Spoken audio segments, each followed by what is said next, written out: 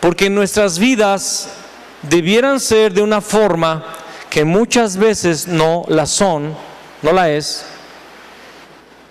y no tenemos vidas realmente, vidas de un verdadero creyente, no tenemos a veces una verdadera vida de fe, y la razón es porque no tenemos realmente bien la revelación. No entendemos de forma correcta el pacto. Si usted está notando, póngale: el problema del cristiano es no tener clara la revelación, no tener claro el pacto. Por eso la palabra nos dice también: mi pueblo perece porque le faltó conocimiento. Y no está hablando de información. ¿Alguien me entiende esto, verdad? No estoy hablando de que no tenga información. Yo creo que esta iglesia ya tiene toda la información. ¿No es así? Yo creo que hemos dado mucha información. Por muchos años hemos estado enseñando la palabra. No hemos enseñado de un libro por ahí, de alguna persona, o un libro de filosofía. No, hemos estado enseñando la Biblia. Y hay mucha información, pero la palabra es conocimiento. Y conocimiento es una palabra que tiene que ver con experiencia. De hecho, se usa la palabra conocer en el Nuevo Testamento para hablar de la relación entre esposo y mujer.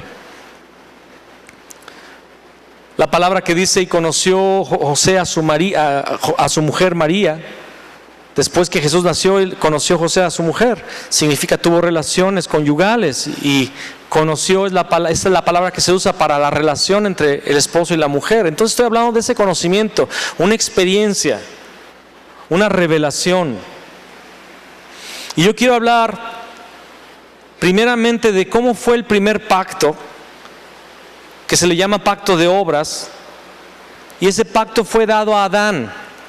En Génesis 2:17, búsquelo por favor. Dice allí: y mandó Jehová Dios al hombre. ¿Qué hizo Dios? Mandó. Y mandó Jehová Dios al hombre, diciendo: de todo árbol del huerto podrás comer, mas del árbol de la ciencia del bien y del mal no comerás, porque el día que de él comieres, ciertamente, ¿qué va a pasar? Morirás. Amén. Entonces, aquí hay un pacto. ¿Qué es un pacto? Es cuando Dios da una palabra, ¿verdad? Todos sabemos esto, ¿verdad?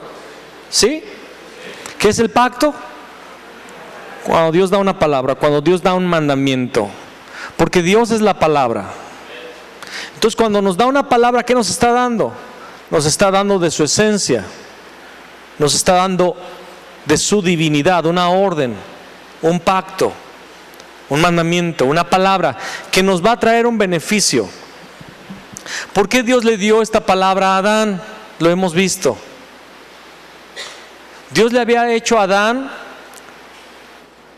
como dice el Salmo 8, versículo 4, lo había coronado de gloria y de honra. ¿Se acuerdan? ¿Qué significa que era coronado de gloria y de honra? Que era un ser de realeza. Amén. ¿Estamos claros en esto? Estamos repitiendo algo que ya hemos hablado mucho, pero es bueno repetirlo, ¿verdad? ¿Quién era Adán? No era solamente un ser creado, era un ser a la imagen y semejanza de Dios, coronado de gloria y de honra.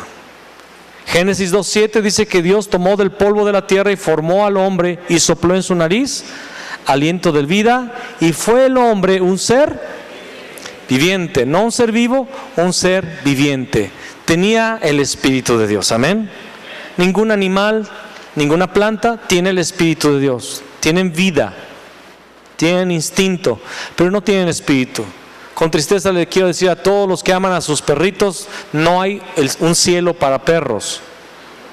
Ellos cuando mueren se acabó la historia. Y si se murió, cómprate un conejo. ¿Verdad, Fabiola? Tenemos un conejo, se llama Gus Gus, es el reemplazo del Sherman. Ya me fui del tema. Pero ellos son seres vivos. Adán fue un ser viviente. ¿Qué significa esto? Que en el momento que él ha sido creado por Dios, recibe el Espíritu de Dios y en ese momento él ve la gloria de Dios y él puede experimentar una relación. Si somos seres vivientes podemos tener relación, comunicación, decisión y todas las características de Dios. Y todo lo que nosotros somos es un reflejo, es la semejanza de Dios. Y cuando Dios hizo al hombre, dice la palabra, le hiciste poco menor que los ángeles, ahí en el Salmo 8, le hiciste poco menor que los ángeles. Sabemos que el original dice, le hiciste poco menor que Dios. Porque en realidad el hombre estaba por encima de todo lo creado. La tierra no se compara a la grandeza que Dios le dio al hombre, porque Dios le dio al hombre su espíritu. Amén. Y entonces cuando Dios hace al hombre, como lo hace el ser más grande sobre toda la tierra, poco menor que Dios, más grande que sobre toda la tierra, y realmente también, por lo que yo entiendo en Hebreos, aún mayor que los ángeles, porque dice la palabra que los ángeles fueron creados para nuestro servicio. Amén. Entonces después de Dios es el hombre, creado a su imagen y semejanza. Pero Dios le da a Adán un pacto. ¿Por qué le da ese pacto? Y era la pregunta de la señora que nos hospedó. ¿Por qué Dios puso el árbol si sabía que íbamos a caer? Dios tenía que darnos el pacto, que era la forma de darle a Dios adoración y reconocer que Dios está por encima de mí y que Dios es mi Señor. Porque una orden es eso: yo tengo una autoridad sobre tu vida y tú estás debajo de mí. Es eso, es una orden que señala la autoridad de Dios. Y el obedecer ese pacto es darle adoración, darle reconocimiento a Dios. Amén.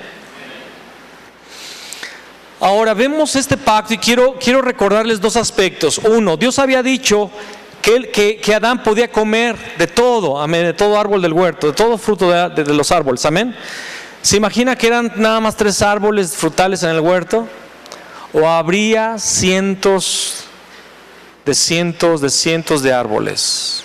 ¿Habrá sido el árbol de la ciencia del bien y del mal mejor que los otros árboles? ¿O habrá sido igual o hasta inferior posiblemente que los demás árboles? Yo creo muy probablemente que hasta era un árbol que no tenía una fruta tan espectacular como otros árboles. Me puedo imaginar. Y entonces primero Dios señala la bendición, porque generalmente nuestros ojos tienden a enfocar lo que es lo que nos ha sido negado, prohibido. ¿Me explico? El ojo de la carne siempre tiende a ver lo que se le prohibió en lugar de ver toda la bendición. Y en realidad era mayor la bendición que lo que se le había prohibido. En realidad no era una prohibición, era una bendición de estar sujeto a la voluntad de Dios. Amén. El árbol no era una maldición, no era una prohibición en realidad, era una forma de honrar a Dios, de adorar a Dios, de someterse a Dios. Entonces esa orden era una bendición. Porque qué mayor gloria que obedecer a un Dios precioso como nuestro Dios. Y vemos que primero le menciona a Dios la bendición a Adán y a Eva, pero en el versículo 17 le dice: mas del árbol de la ciencia del bien y del mal no comerás, porque el día que de él comiereis ciertamente morirás. Tenemos que hacer una pequeña corrección en esta traducción, Reina Valera, porque en el hebreo dice: porque el día que de él comiereis ciertamente morirás. Dios habló de 2 muertes. Y quiero especificar esto porque aún nuestras traducciones han hecho que nosotros no tengamos clara la revelación. Porque si no es claro que la paga, la consecuencia de la desobediencia en este versículo era 2 muertes, ya no está clara el pacto. ¿Me explico? Ya no está claro. ¿Cuántos de nosotros pensamos por mucho tiempo que solamente decía ciertamente morirás? Cuando en realidad siempre ha dicho, siempre el pacto fue que ibas a experimentar 2 muertes. Con esto infiriendo que hay una muerte física. Dios no nos había creado para morir. Y que habría una muerte espiritual, de la cual habla Hebreos 9:27. Como está establecido que los hombres mueran una sola vez y después de esto, el juicio. Había 2 muertes. Y Dios le dice esto ¿a quién? Respóndanme, ¿a quién le dice? a Adán. Podemos entender también algo. Después de darle el pacto Dios a Adán, Dios crea a Eva. Duerme a Adán porque se da cuenta que está muy solito. Será llamada varona, igual que Adán, solo debajo de la autoridad de Adán, pero igual que Adán. Y entonces en el capítulo 3 vemos que entra la serpiente. ¿Cómo entra la serpiente? Perdón, Satanás. ¿Cómo entra Satanás? Disfrazado, porque dice la palabra que Satanás es mentiroso y padre de mentira, lo dice Juan 8. Dice también la palabra en Corintios que Satanás, y no es sorprendente, como dice, porque Satanás se viste como ángel de luz, y no es de admirarse, porque Satanás también se disfraza como ángel de luz. Satanás se disfraza, y hay una conversación entre la serpiente y la mujer. Por lo que entendemos aquí, algunos animales o los animales podían comunicarse verbalmente en aquella época antes de la maldición. Entonces Satanás se disfraza como un ser amigable y llega con la mujer y le dice algo que es la distorsión del pacto. Le dice: con que Dios os ha dicho no comáis de todo árbol del huerto. Entonces él ya está mintiendo. Dios no había dicho eso, Dios había dicho lo contrario, que podían comer de todo árbol del huerto. Pero aquí ya introduce la mentira. La mujer responde a la serpiente. Aquí vemos el primer error.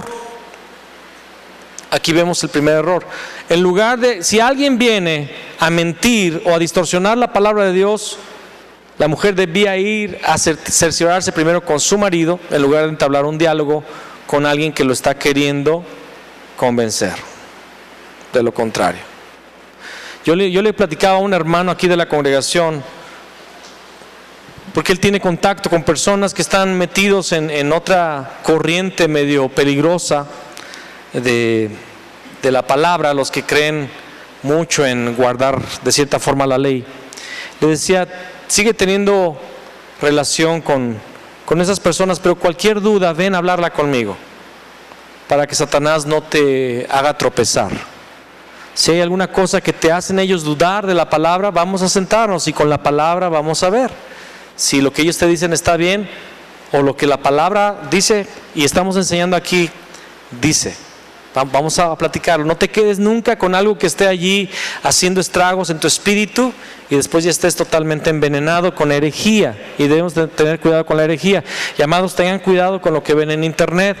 Mejor si van a entrar a internet, métanse a Jesús el Cristo, es una página, ahí están todas las predicaciones de los hermanos de Corea y algunos hermanos latinos, y empápese de esa palabra, amén. En lugar de estar viendo fulano de tal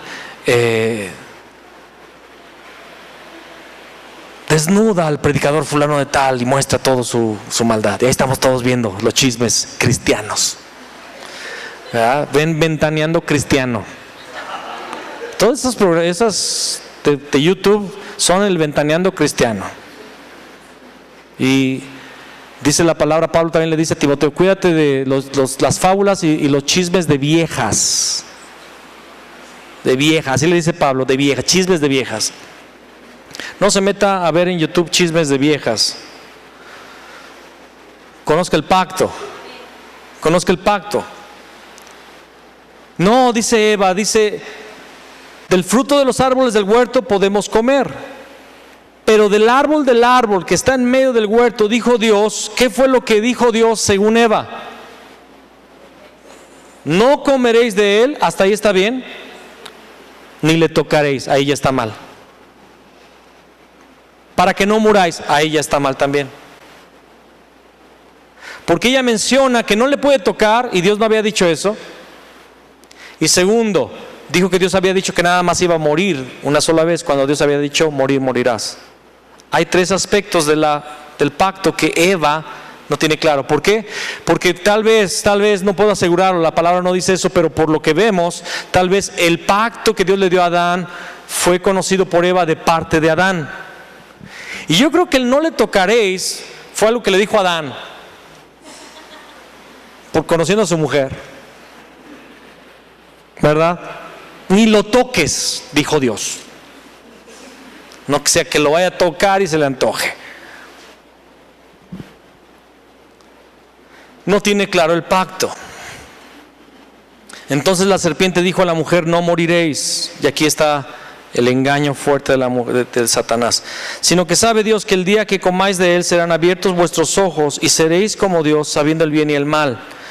Y ahí la mujer dice: y vio la mujer que el árbol era bueno para comer y que era agradable a los ojos y árbol codiciable para alcanzar la sabiduría, y tomó de su fruto y comió, y dio también a su marido, el cual comió así como ella. Eva se fijó en el árbol y pensó: se ve que si como de esto me voy a hacer bien sabia. Lo triste fue que Satanás los engañó, porque en realidad ellos ya eran sabios. En realidad ellos ya eran como Dios, tenían su imagen, su semejanza, su espíritu.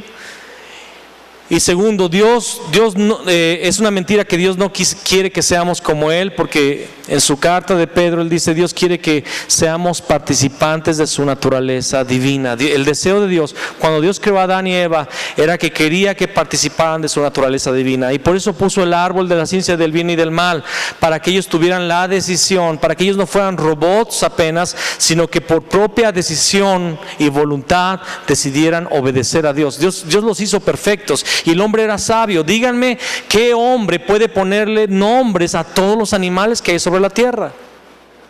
¿Quién? Y aún le puso nombre a animales que ya se extinguieron, que ni siquiera hemos llegado a conocer. El mamut existió, pero en los tiempos de Noé. Los dinosaurios existieron, pero en el tiempo, de Noé, de Adán y también de Noé. Nada más que se han extinguido. ¿Cuántos saben que hay unos animales que están a punto de extinguirse en este año? Pues lo sabía en aquella época. Y le puso nombre a todos los animales. Era muy sabio, eran muy inteligentes. Quiero que sepa que Adán y Eva tenían un IQ, el más elevado, que no se conoce hasta hoy. ¿Qué es el IQ? La capacidad cerebral. Se dice que Albert Einstein tenía un IQ de no sé cuánto por ciento, o sea que era 20%, creo. Usamos nada más el 15% de nuestra capacidad cerebral. Lo otro está clausurado, está desactivado por causa del pecado. Y Adán, sé que él usaba totalmente toda su capacidad cerebral. Eran sabios y ellos sabían ya cuál era el pacto, y ellos ya sabían cuál era el bien y el mal. Ya lo sabían. El bien, ¿qué era? No comer del árbol. ¿Cuál era el mal? Desobedecer comiendo del árbol. El pacto era muy sencillo, ¿verdad? De guardar, muy fácil de guardar, muy sencillo de entenderse. Y como hemos dicho, no era el árbol en sí, no era el fruto en sí lo que tenía veneno o algo espiritual, era la orden. Y le hemos explicado. ¿Cuántos ya lo entendieron completamente?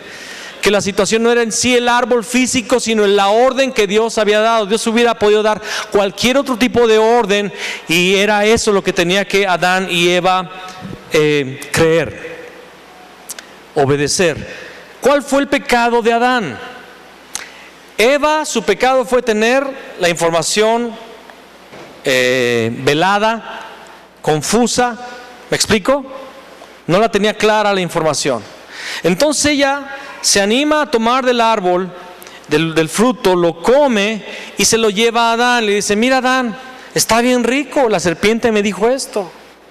Y no pasó nada. Está sabroso.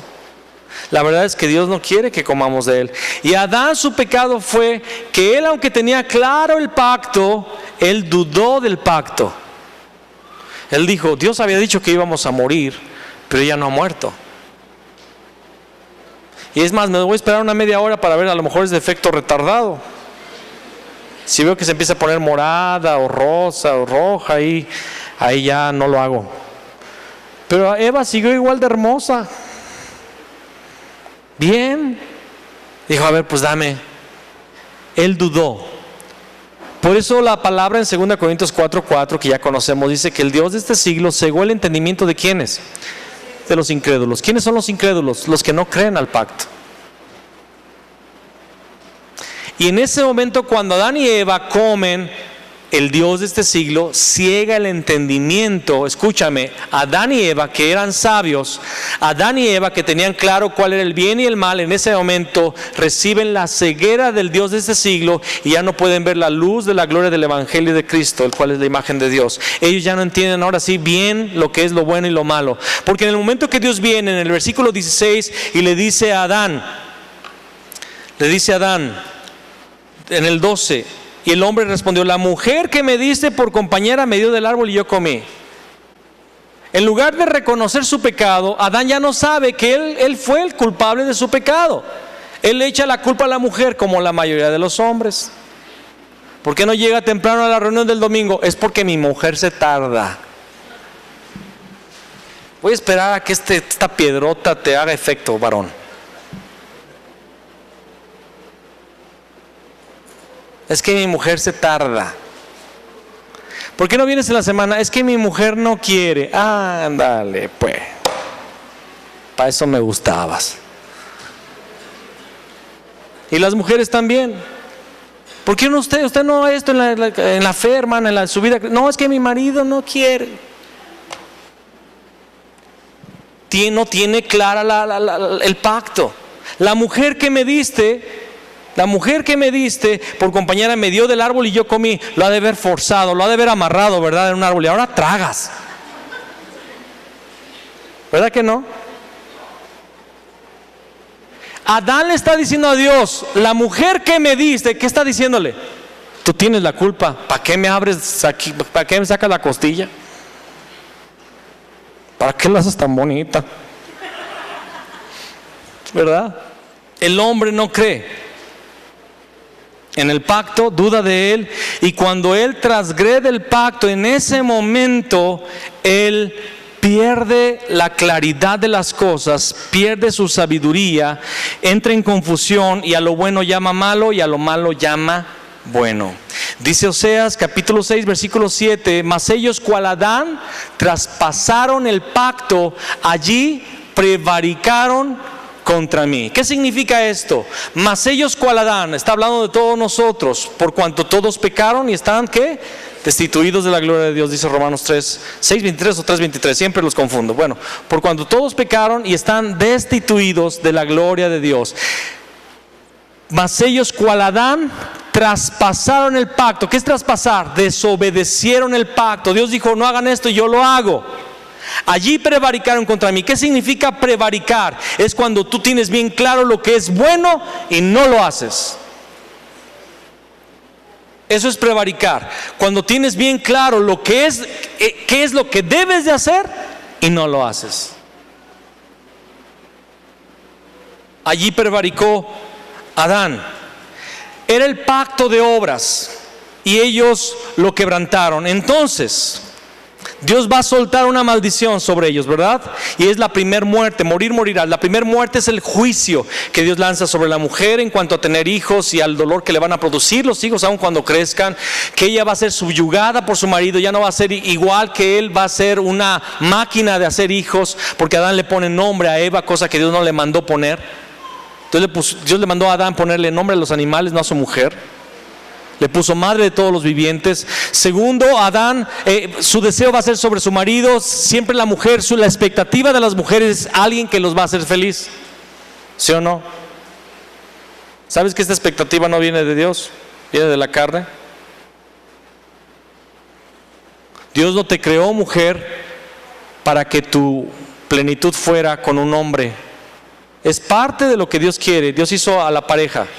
Dios hizo el matrimonio, Dios bendijo el matrimonio y los bendijo Dios, dice la palabra. Pero tu realización debe estar en Dios y el marido es parte de esa bendición que Dios te da, es una añadidura. Y dices, tu deseo será sobre tu marido. Las mujeres no pueden ser felices si su marido no está con ellas todo el día, si sus maridos no son así, asado. Y Adán le dice: con el sudor de tu frente vas a comer de la tierra. Te va a producir espinos y cardos. Y vas a volver al polvo, porque de ella fuiste tomado, y al polvo volverás, porque polvo eres. Adán no era polvo. Adán fue tomado del polvo, pero tenía el Espíritu de Dios. Pero como Adán desobedeció, su espíritu murió. Perdió el pacto. Era un pacto de obras, era un pacto sencillo. Y en el versículo 15, antes de la maldición, Dios le da nuevamente a la humanidad, no solamente le da a Adán y a Eva, sino a la humanidad le da el Evangelio. Y es el pacto por el que vivimos el día de hoy. Y escucha bien el pacto que Dios nos ha dado, porque tenemos que entenderlo claramente. Le dice a la serpiente: y pondré enemistad entre tu simiente o descendencia, la descendencia de la serpiente. ¿Cuál es la descendencia de la serpiente? El mundo. Toda la organización demoníaca celestial que hay y el mundo, las personas que están sujetas a ese gobierno, es la descendencia de la serpiente. Pondré enemistad entre tu simiente y la simiente suya. ¿Cuál es la simiente de la mujer? Cristo. Esta te herirá en la cabeza, y en la cruz y resurrección Jesús destruyó el imperio de Satanás y de la muerte. Amén. Hebreos 2, 14 y 15, ya lo sabemos. Primera de Juan 3, 8 y muchos otros versículos, Efesios 2, 1, Efesios 2, 8, etc. Esta te herirá en la cabeza y tú le herirás en el calcañar, la muerte de la cruz. Ahí nos fue dado un pacto. ¿Cuál es este pacto? La iglesia en general, los institutos bíblicos le han llamado pacto de gracia, pero nosotros le llamamos el pacto del Mesías. Porque sin Mesías no hay gracia. Él es la gracia. No está del todo incorrecto llamarle pacto de gracia, no está del todo incorrecto, pero es mejor, es más exacto decir el pacto del Mesías o el pacto del Cristo. ¿Qué significa el pacto del Mesías? Son 5 aspectos. El pacto del Mesías es que nacería el Mesías. El segundo es que padecería y moriría. El tercer aspecto de este pacto es que resucitaría. El cuarto aspecto es que Él enviaría al Espíritu Santo. Y el quinto es que Él vendría por segunda vez a la tierra. Amén. Ese es el pacto. ¿Cuántos aspectos de este pacto ya fueron cumplidos?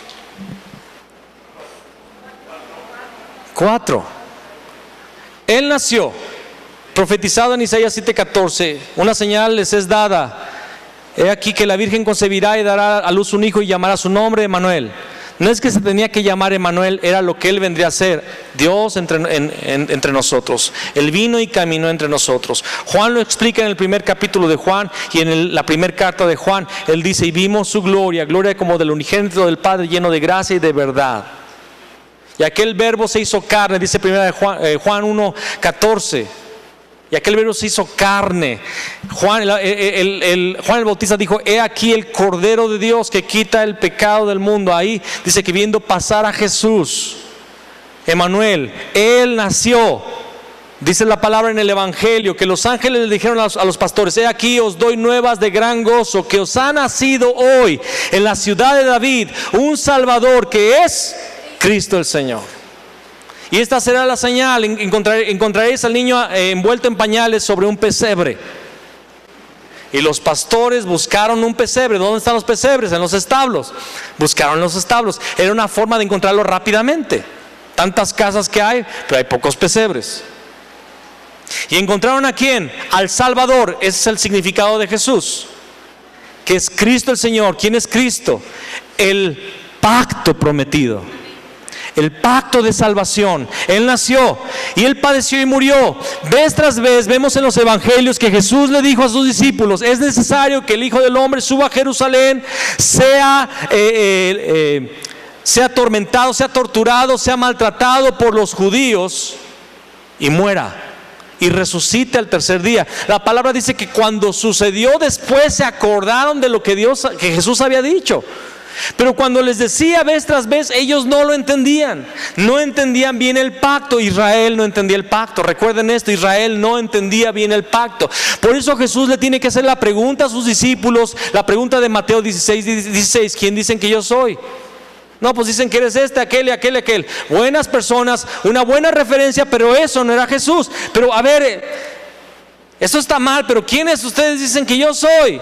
Y Pedro responde correctamente: tú eres el Cristo. Natanael le dijo a Felipe: hemos hallado el Cristo. Le dijeron a Pedro: hemos hallado al Cristo, aunque dice Mesías, y ahí explica entre paréntesis que traducido es el Cristo.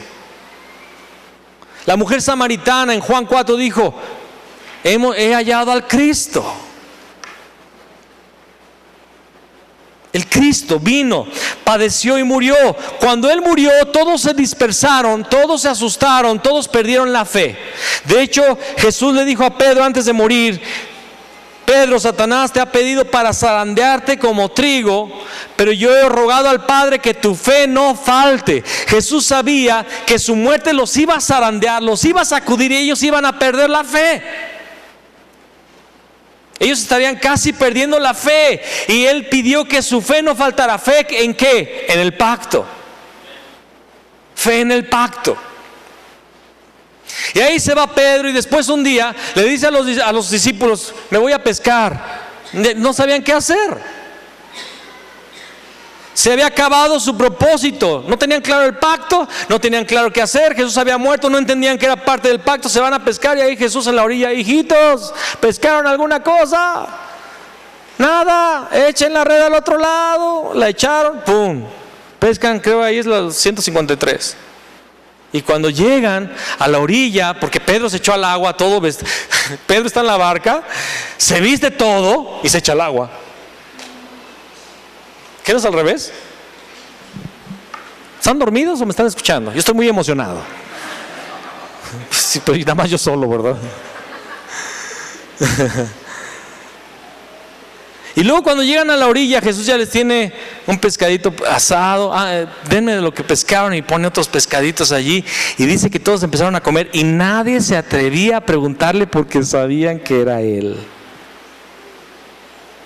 Él resucitó al tercer día. Ellos pensaban que estaba en una tumba guardada por romanos, soldados romanos, pero Él resucita, y las mujeres son las que primero les dicen que ha resucitado. Pedro y Juan corrieron al sepulcro y después tuvieron todas estas experiencias que ya les hablé. Y Jesús les dijo la cuarta parte del pacto: no se vayan de Jerusalén hasta que sean investidos de poder de lo alto. Y se quedan, después de su resurrección, después de su ascensión. Ahí lo vemos en Hechos 1:11, Él ascendió a los cielos. Ellos se quedan en Jerusalén por 50 días esperando la promesa, que era el Espíritu Santo. Ellos no sabían muy bien de qué se trataba.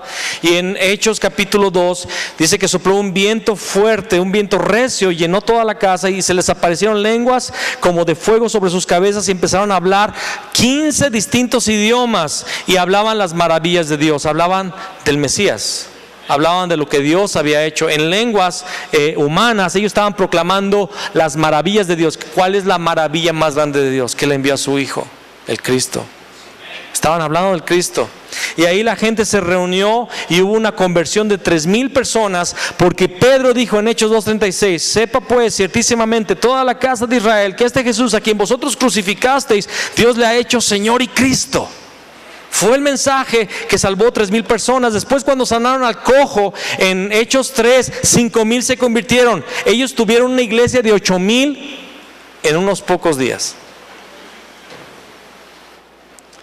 Pero ellos tenían ahora el pacto claramente.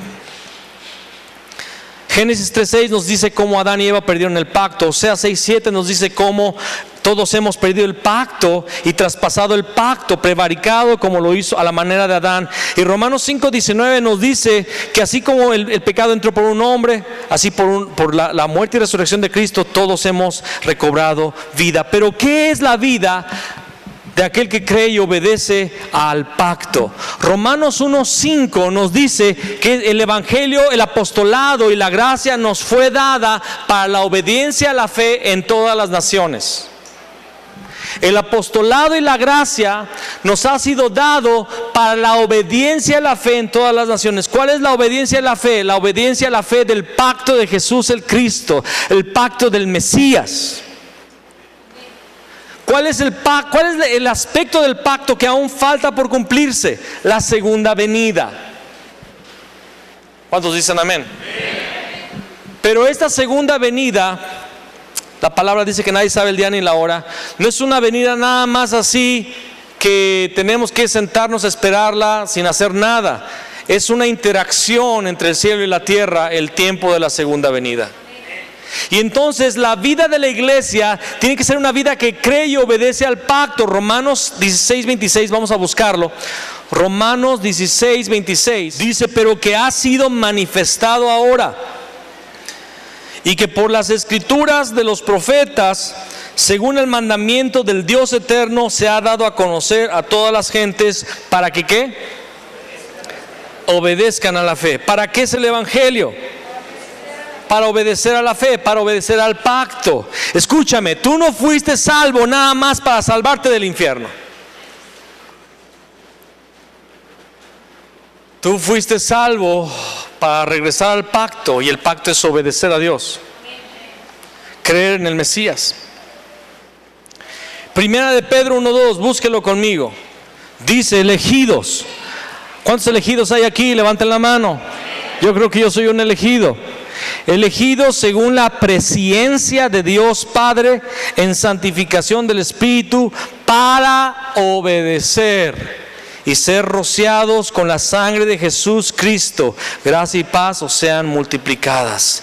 La santificación del Espíritu es un privilegio, pero hemos sido elegidos para obedecer y ser rociados con la sangre de Cristo. La obediencia es un factor imprescindible en la vida del creyente. Acompáñame a 2 Corintios 10. Y estando prontos para castigar toda desobediencia, cuando vuestra obediencia sea perfecta. Muchas veces lo que pasa en nuestra vida son castigos que Dios desata. Ay, Dios no castiga. Por favor, lee Hebreos 12 y después me vienes a decir algo. No me hagas enojar, estoy muy contento. Dios castiga a los hijos. Si un hijo no recibe castigo, no es hijo, es bastardo, lo dice allí. Pero la disciplina del Señor produce carácter y santidad, y Él no manda alguna cosa que no podamos soportar. Él lo hace todo sabiendo qué es lo que necesitamos en ese momento. Y aquí dice: y estando prontos para castigar toda desobediencia, cuando vuestra obediencia sea perfecta. La pregunta el día de hoy es la siguiente, amado hermano y hermana. Ponga toda su atención en este momento hacia acá. Véame a los ojitos. A ver si ya me están viendo todos. ¿Eres obediente al pacto hoy? No si planeas hacerlo, porque todos planeamos: un día voy a servir al Señor. Hoy, como dijo el profeta, hoy. ¿Eres obediente al pacto? Porque el Señor está listo para castigar toda desobediencia hasta que tu obediencia ya sea perfecta.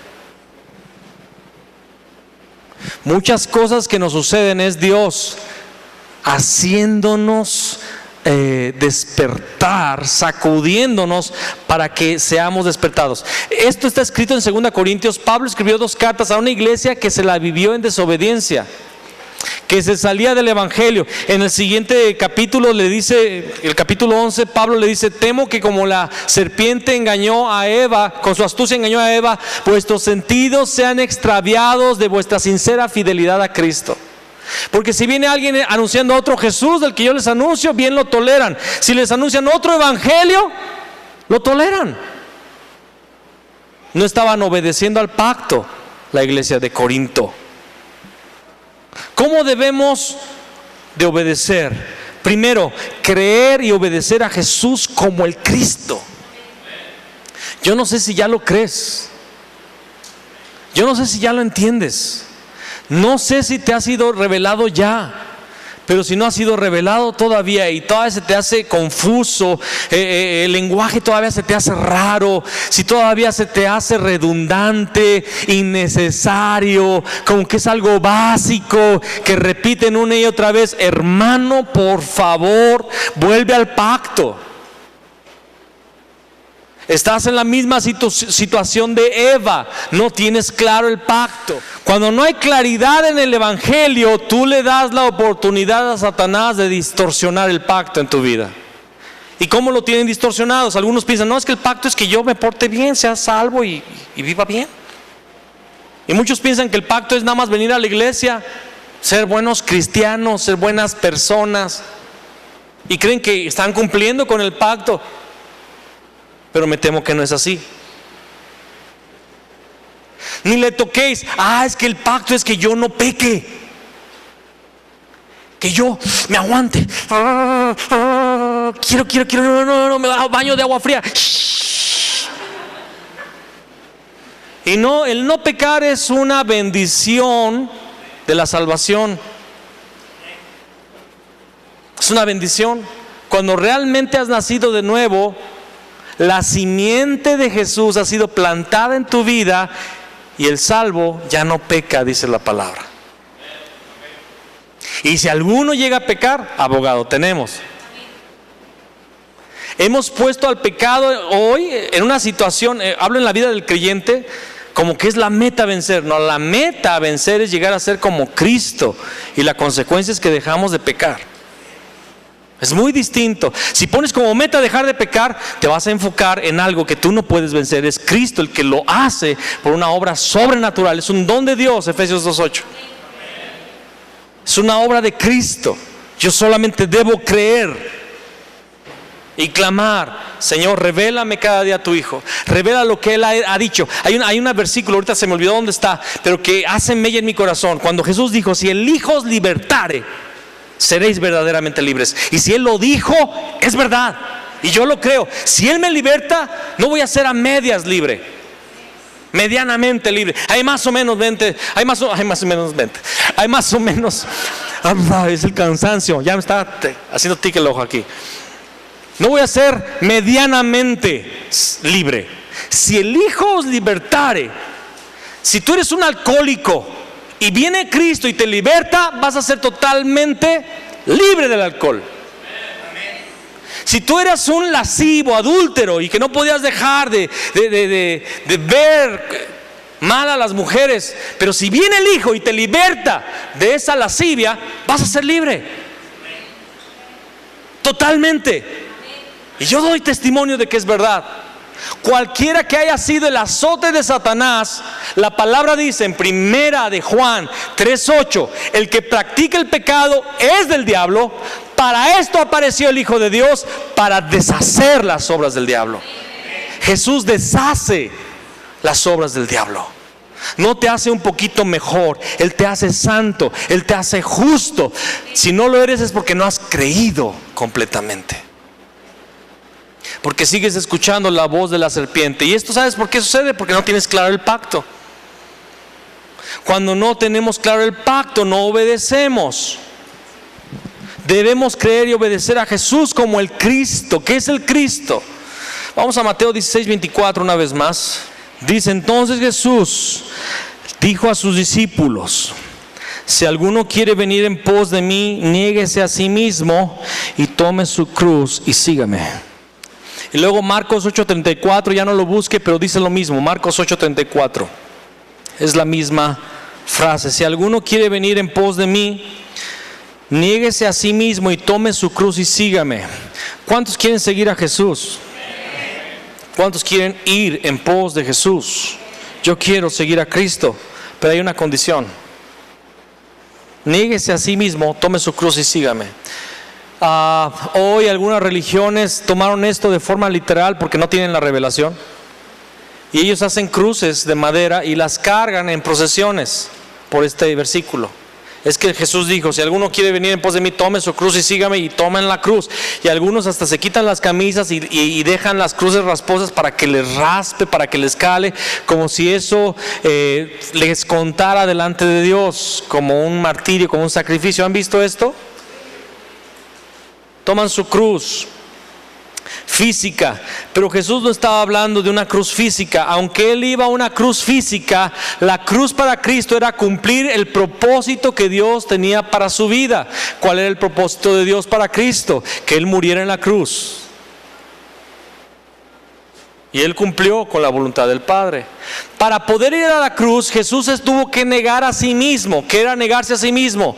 Su sentimiento de supervivencia, de autopreservación. Él tuvo que superarlo en el Getsemaní. Él oró y ahí Él tuvo victoria contra sus deseos, los deseos de preservación de su carne, y Él se negó a sí mismo. O sea, Él dijo: aunque mi cuerpo no quiere sufrir, Señor, hágase tu voluntad y no la mía. Y Él fue a la cruz. Entonces, cuando esta palabra nos dice niéguese a sí mismo, creer en Jesús como el Cristo realmente significa negarte a ti mismo y estar crucificado en la cruz con Cristo. ¿Qué es negarse a sí mismo? Es negarte a todo lo que tú soñabas, todo lo que tú planeabas, todo lo que tú querías en los días de tu carne. Y yo mencioné esta situación el día de ayer. Dije: yo tenía ganas de una moto, pero como me niego a mí mismo, esa moto cada día está más lejos. Y al final llega un hermano: le regalo esa moto, hermano, que está ahí, una moto bien padre. Y le dije: déjame orar. Porque a lo mejor todavía es parte de negarme a mí mismo, decirle no.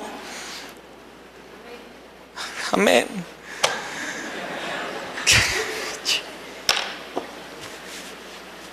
Y la palabra se hace viva cuando la predicamos. Ahí está, una moto bien padre. Me decía: llévesela ahorita.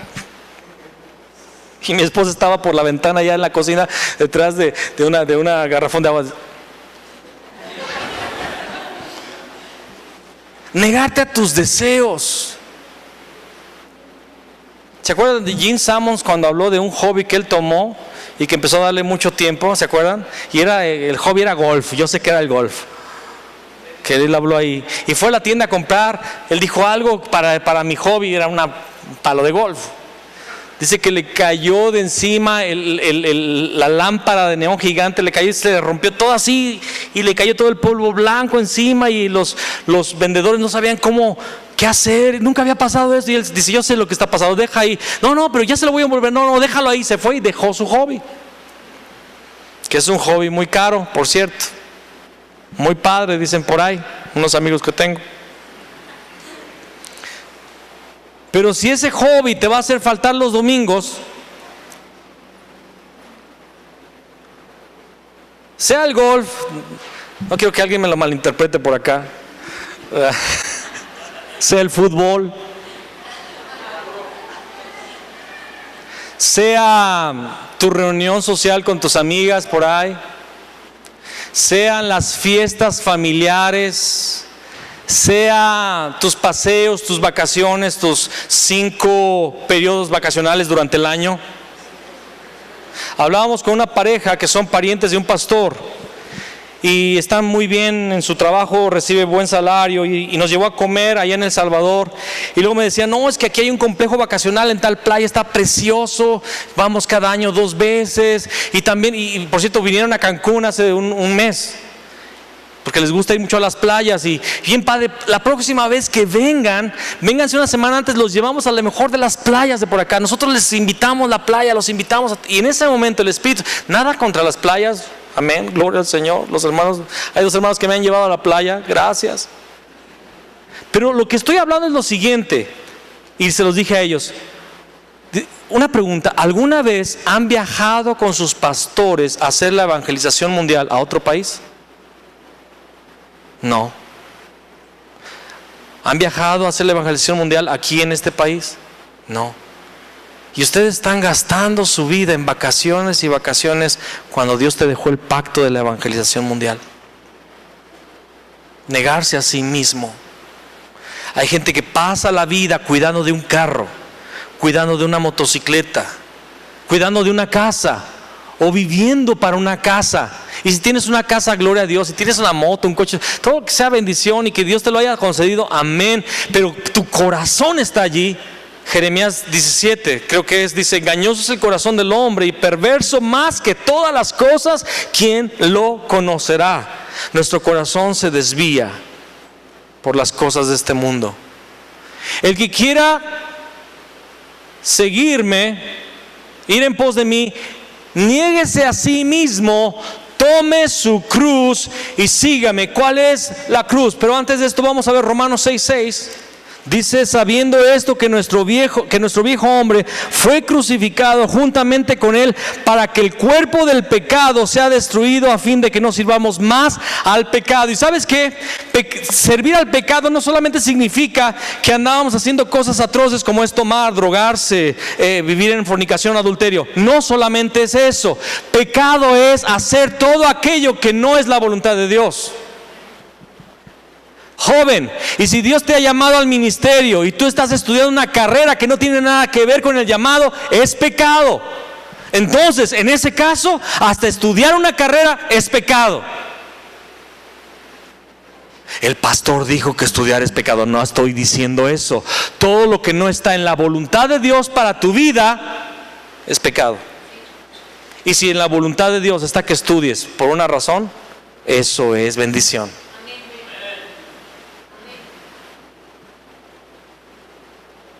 Si vives para aquel vehículo y haz que el vehículo, y que yo quería este vehículo de tal año, y con todos los aditamentos y todas las cosas, y todos los días lo lavas, todos los días lo enceras. Conocí de un hombre que cuando llovía mandaba a su mujer a pie a la iglesia porque no quería que el coche se mojara. Estaba dispuesto a que la mujer se le mojara, pero el coche no, se oxida. Mi cochecito, ya la mujer todavía no oxidada, ya artrítica por el agua. Niégate a ti mismo, crucifica a tu viejo hombre con sus pasiones y deseos, dice la palabra, a fin de que no sirvamos más al pecado. Pero si ese coche Dios te lo dio para que cuando vengan los coreanos y cuando vengan los hermanos de otras naciones a hacer el evangelismo en México, tú los vas a traer de arriba para abajo y te vas a ir con nosotros a Morelia, a Michoacán, a Aguascalientes, a Zacatecas, a Oaxaca, y en ese coche. Y hermano, no se preocupe, si se descompone es del Señor. Yo pongo la gasolina, hermano, déjeme servir. Gloria a Dios por tu coche. Una vez una mujer nos dijo, es que tenemos una reunión de hogar en mi casa, pero ya la cancelé. ¿Por qué, hermana? ¿Qué pasó?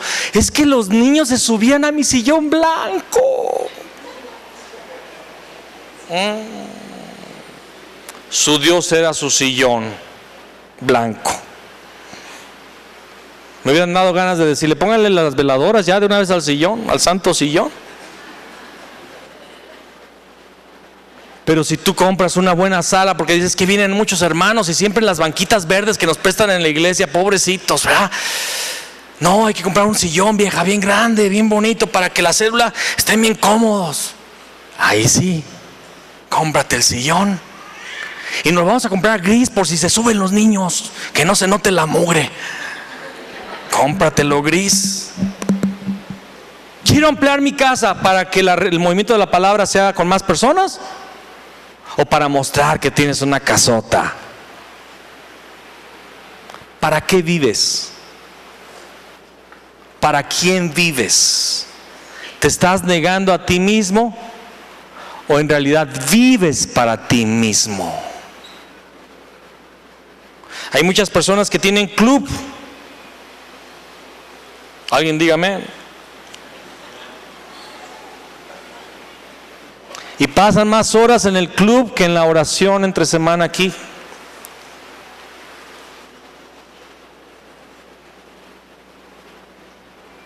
No, me estoy negando a mí mismo, hermano. Yo ni quiero jugar fútbol, es un sacrificio jugar fútbol.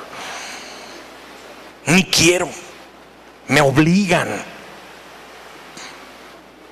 Gálatas 5:24 dice, pero los que son de Cristo han crucificado la carne con sus pasiones y deseos.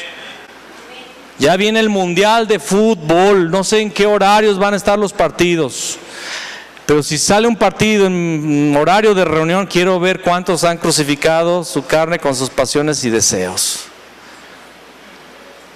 Vivir para Él, ya no vivir para uno mismo. Es lo que dice 2 Corintios 5:15. Y por todos murió, para que los que viven ya no vivan para sí mismos, sino para aquel que murió y resucitó por ellos.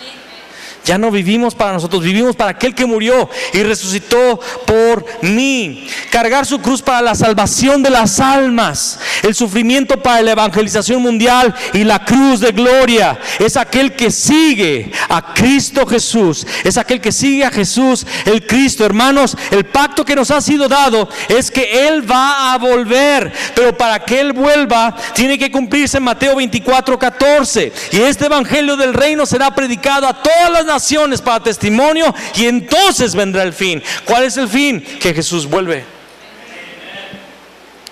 Pero ¿cómo va a venir si la iglesia no está haciendo la evangelización?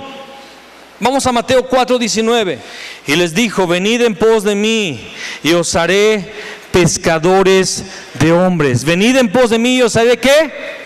Pescadores de hombres. Dios nos ha llamado a ganar almas, a salvar personas, a testificar del evangelio de Jesús el Cristo. Acompáñame ahora a Juan 8, versículo 12. Juan 8:12. Dice allí: otra vez Jesús les habló diciendo: yo soy la luz del mundo. El que me sigue no andará en tinieblas, sino que tendrá la luz de la vida. Tenemos dos llamamientos: uno, ser pescadores de hombres, y dos, ser la luz de las personas que están entre tinieblas. Tú eres llamado a ser luz. Y no pienses que nada más es brillar, porque hay un hombre por ahí que era bien ungido, que ya no lo es, que dice que debemos brillar. ¿Y cómo? Siendo el mejor abogado. Como si se pudiera. Siendo el mejor músico. Siendo el mejor artista. Por favor, brillar es llevar el evangelio a todas las naciones. Brillar es proclamar la palabra, y obvio tenemos que tener vidas que respaldan ese mensaje.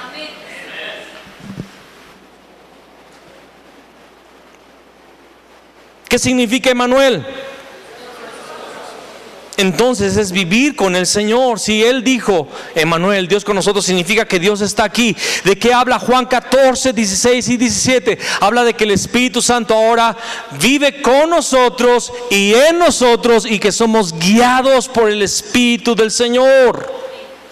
Somos guiados por el Señor, vivir por el Señor. Acompáñame a Romanos 14, 8. Pues si vivimos para el Señor vivimos, y si morimos para el Señor morimos. Así pues, sea que vivamos o que muramos, del Señor somos. Pero entiéndelo, hermano, ya no te perteneces. Ya no es tu agenda, tus horarios, tus planes. Eres del Señor. Tú eres del Señor, tu familia es del Señor, tu dinero es del Señor, tu casa es del Señor. ¿Qué más tienes? Un carro, tu carro es del Señor. ¿Qué más tienes? Un perro, tu perro es del Señor. Tengo una foto de mi suegra, también es del Señor esa foto ahí. Tienes una cuenta en el banco, ¿cuánto dinero tienes ahí? No, tengo 50,000, son del Señor. Ahora, Él te permite administrarlos y gozarlos también, pero es del Señor. Por eso, cuando entiendes que las cosas que Dios te dio son del Señor y vienen y te las quitan, no te preocupas, porque eran del Señor. Y después te da otra vez. Pero tienes que siempre saber que eso que estás usando no es tuyo, es del Señor. Y cuando vi el coche que me dieron esta última vez, porque va a haber muchas, porque también nosotros hemos dado coches también, porque no vivimos para esas cosas. Son cacharros que un día se van a oxidar. Gloria a Dios, mientras no están oxidados, que están nuevecitos. Pero cuando vi que era súper economizador de gas, dije, gloria a Dios, Dios sabe que voy a andar de arriba para abajo por todo el país. Y como la gasolina está subiendo tanto, y lo vimos ahora que viajamos a San Miguel, a Salamanca, ahí sí, no bajan las rayitas del tanque. O sea, es un coche evangelístico. ¿Quién va a ir? O todos se van a quedar aquí esperando el reporte y las fotos. Ah, qué padre, mira cómo fueron.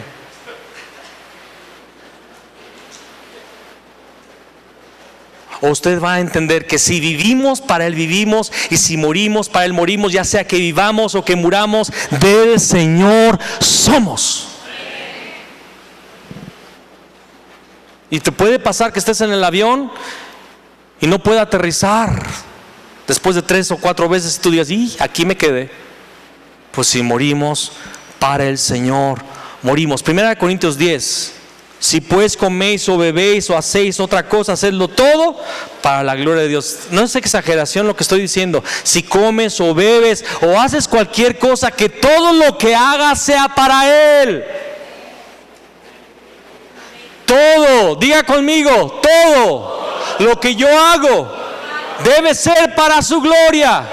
Amén. Y si hay algo que no es para su gloria, no lo hagas. Gálatas 5:16 dice: digo pues, andad en el Espíritu y no satisfagáis los deseos de la carne. Andad en el Espíritu. ¿Qué significa andar en el Espíritu? Levitando, hablando en lenguas. Andar en el Espíritu es ser guiados por el Espíritu Santo en todo lo que hacemos.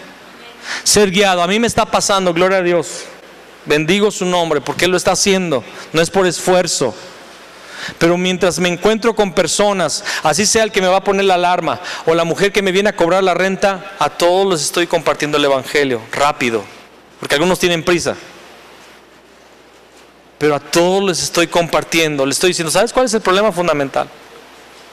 Y luego la rentera ya le compartí y me dice, oye, te voy a enviar a mi esposo con el contrato, y le compartes. Pero no solo es compartir. Si ves que es un digno, hay que cuidarlo como la perla de gran precio y dar tu vida por él hasta que Cristo sea formado en su vida.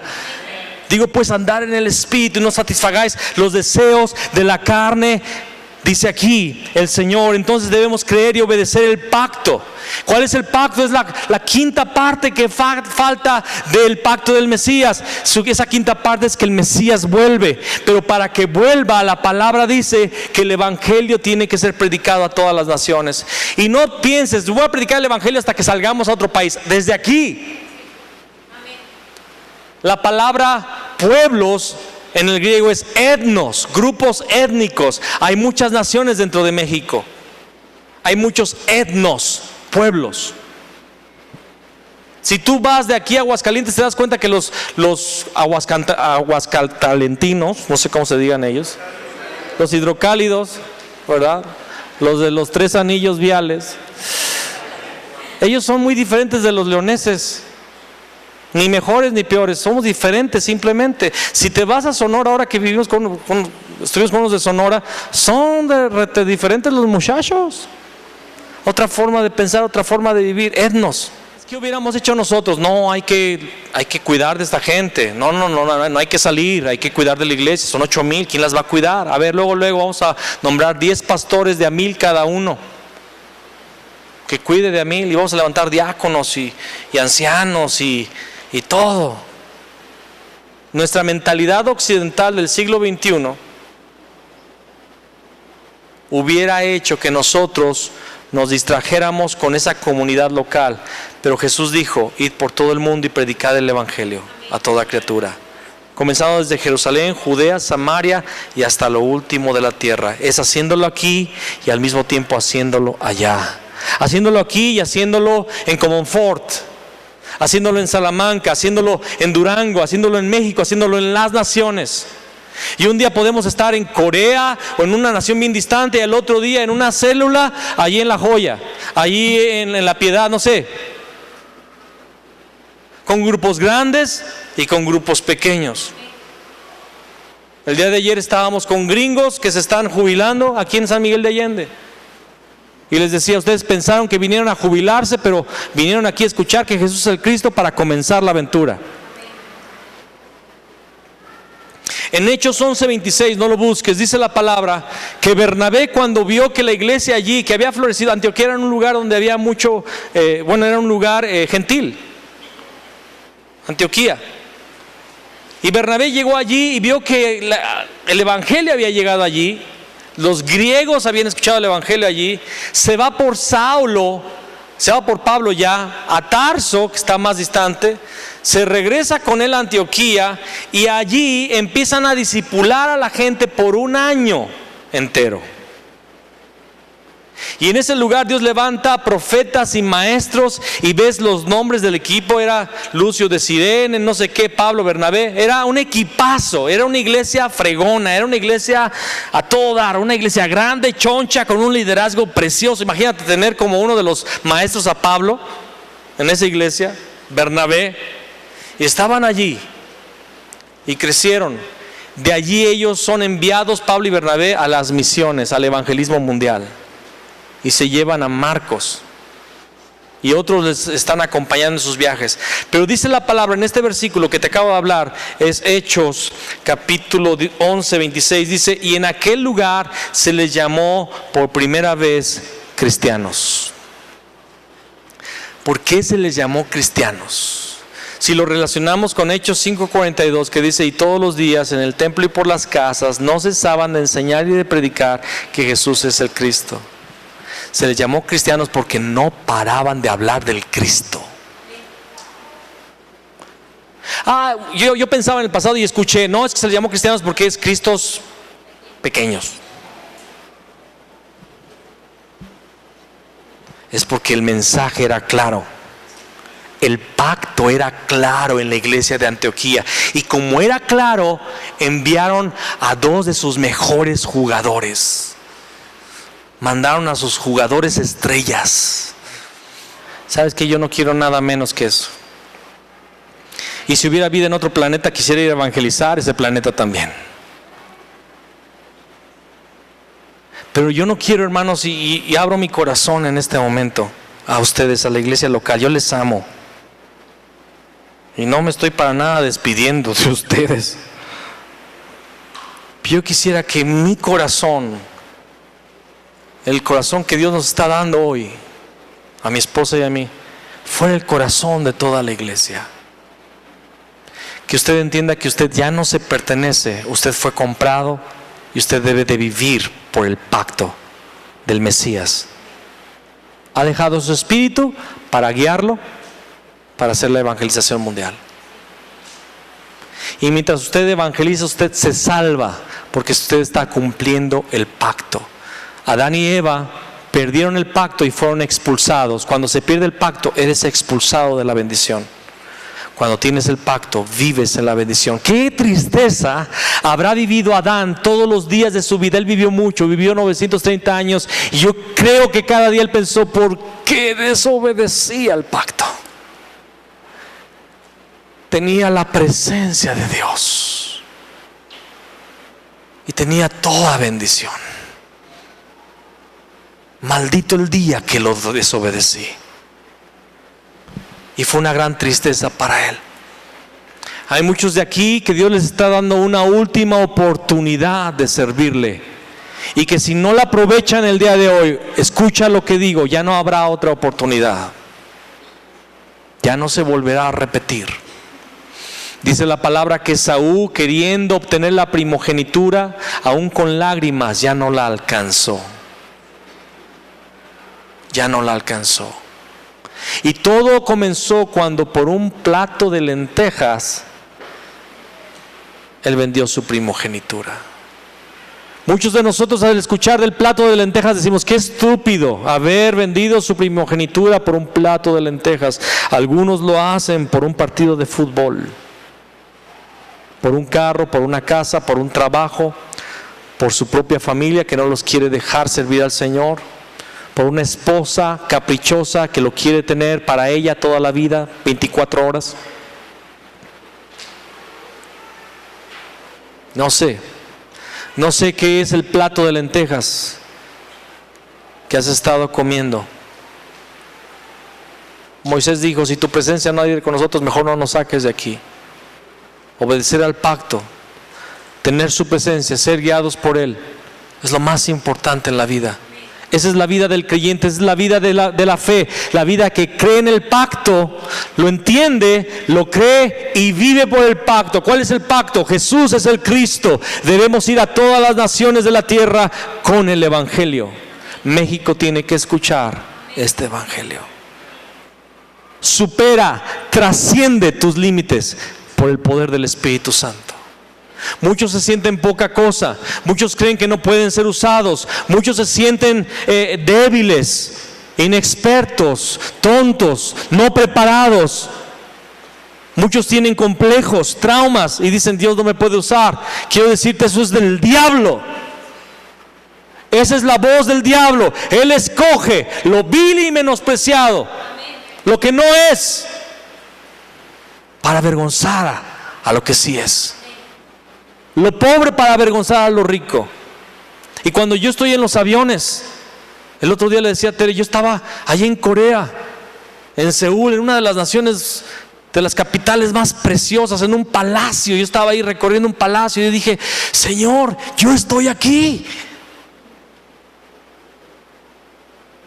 Y no trabajé nada para obtener el dinero para estar allí.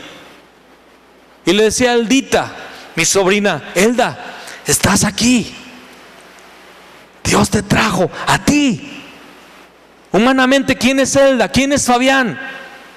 Nadie, nada. Pero si tú le crees, si tú le crees y si le obedeces, cosas que ojo no vio, ni oído oyó, ni han subido en corazón de hombre, son las que Dios ha preparado para los que le aman. Póngase de pie y vamos a orar.